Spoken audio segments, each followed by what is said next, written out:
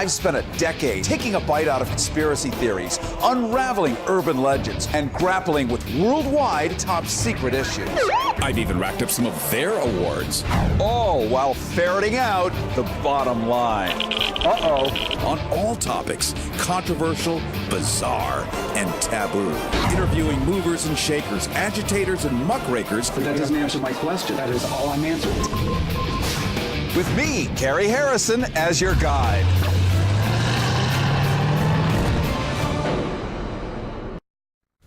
Harrison with you. This is, of course, Harrison on the Edge, part of Go Harrison, live streaming all over the place, as well as a variety of FMs up and down the west coast of California.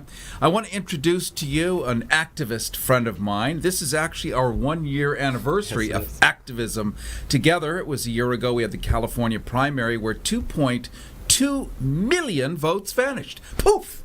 Into thin air. And that's not the only thing that vanished. That is correct. Another miracle. This is uncontroversial, by the way. It was even in the LA Times.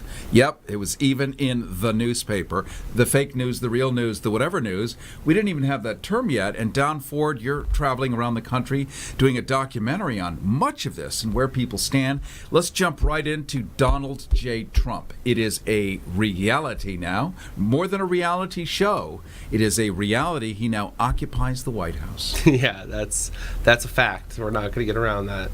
All the denying he's not my president is not going to change the reality. And as you travel around the country and you talk to people, and he has what are called loyalists, which sounds like a banana republic or something, but he has loyalists. But I would say most of Americans are maybe not so comfortable at this point. It's a complicated issue when you're talking to them because people feel like they can't keep going the way they were, so they want to change whichever way it was. A lot of these states were dealing with an educational issue that's sort of generational now at this point, so you're not just talking about their undereducated, their parents were and their parents weren't. It's nothing against them personally. However, that makes them more easy to manipulate by these politicians that don't necessarily, they're not checking on the internet to see if they're following through. Well, I know that tens of millions of people, including me, are waiting for our shiny new job that Donald Trump promised us. A shiny new job, which is really what everyone is voting for. A shiny new job. I would still say we're still speaking to a minority of people. I would say that the majority of people were voting against something. I think that when you really talk to people... Hillary. Yeah, a lot of people that... and I explained to people at the DNC that they had underestimated... Which is the Democratic National Committee, yeah. well, National Convention. Speak in a little bit of code and a few acronyms here. I did that wrong. It's the DNCC. It's the Democratic National Committee Convention. Right. And I was explaining to them that they had underestimated the Never Hillary movement. That people would vote against Hillary just to vote against her from being demonized for so many years, which makes her, they would call her a wounded candidate, which, it doesn't speak to anything other than her history.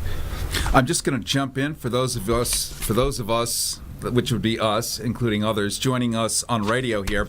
Don Ford is a grassroots organizer for 15 years, starting in Venice Beach, California. He's local. Real deal. That blonde hair was once on a surfboard, maybe more than once. Not at all. Don is a political strategist. Have you been in that water? You're right. That's why you're still alive. Yeah. He's a political strategist and a writer-director currently working on the documentary What's Next, in which he delves into the progressive movement started by the Bernie Sanders 2016 primary election, this being the anniversary time. He's already interviewed 150 people in 35 states and preparing to go back on the road to continue interviewing as we are in this surreality reality. Yeah, it's fascinating because when I was out on the road the first time, it was from the convention until the general election. I actually finished on the election night, and there was no one believed Trump would win. So the interviews that I gave that we're getting from people, you could really feel that happening. And it wasn't until I was in rural Philadelphia or rural Pennsylvania where I was seeing all these really amazing hand-painted Trump signs that were just amazingly large on the main rural highway. Like his hands. Like amazingly large. Well, they were compensating for the hands, possibly. Yes. And so they were really well done, and that really spoke. I knew we were in trouble. And then it was the same thing in Michigan. And so that was, and I didn't really focus on that sort of aspect. Like, Trump wasn't really, like, I have an interview with someone in Florida where he's going, I go, what do you think about Trump? He's like, I don't. And that was the thing. No one really thought that we could be here. And that's where I'm going back out now to to see how people have switched from the resist movement, which resist isn't really a thing, like how do you resist forever, that's not gaining anything, into the organized movement, and how people are gaining traction, and how the activists for Bernie Sanders are becoming activists for some of the Hillary people, and we're seeing that overlap in, for example, in the California State Party election that we just had. And isn't that a piece of work, with delegates being paid money to vote for a certain person? Well, I don't know about that. We don't know either. I don't know about that. What I know, so many monkey shines. When you're dealing with politics, people don't necessarily have to be paid with money, right? You're paid with a job, you're paid with an opportunity, you're paid with a favor, you're paid to get to the front of the line. That's where the payment happens. Yes. So you can't really assume that there's money involved. I think they've beaten We've us evolved. we've evolved past that. Citizens United has made that a ridiculous joke. So what's going on there, though, that's really shocking is the lack of transparency. Yeah. You know, we're coming off of this. They're blaming Russia for the loss with the establishment versus your more progressive wing of the party. And when you're dealing with California, I mean, hypothetically, California could be the most powerful state for fundraising. There's a lot of agriculture that goes through here. In Florida, they control a lot of the state party just over that issue alone. In California, we are kind of, it's almost like it's being forced to be stagnant so the party can't grow. I mean, in California alone, there are enough congressional seats to flip Congress. Yeah, that we right. are in hard blue California for some reason. We've gerrymandered districts so that Republicans can win in spaces where we're like, hey, how are there even Republicans here? And we have some of the Hard worst. blue. I think we all can relate to that. Yeah, I had to stop saying hard D for obvious reasons.